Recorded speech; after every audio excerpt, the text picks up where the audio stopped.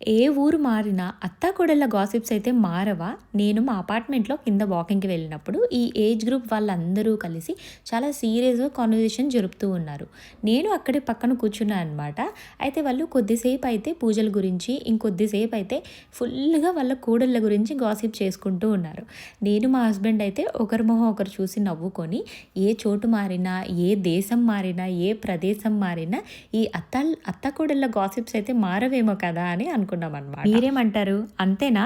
ఇంకా కింద పార్కొచ్చామంటే చాలా ఇంట్రెస్టింగ్ విషయాలు కనిపిస్తూ ఉంటాయి. ఇక్కడ ఒక పెద్దామ ఇలా స్వెటర్ అల్లుతూ ఉన్నారనమాట. అడిగితే ఇలా స్వెటర్స్ చిన్న పిల్లలకి అప్ టు 3 ఇయర్స్ వరకు ఇలా అల్లుతూ ఉంటాను టైం పాస్‌కి అని చెప్పారు. వాళ్ళ ఫ్రెండ్స్ అండ్ ఫ్యామిలీలో ఎవరైనా చిన్న పిల్లలుంటే వాళ్ళకి ఇస్తారంట. లేకపోతే ఎవరైనా అడిగితే స్పెషల్‌గా చేసి అమ్ముతాను కూడా అని చెప్పారనమాట.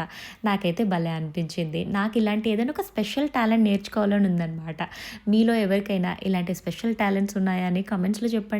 బాయ్.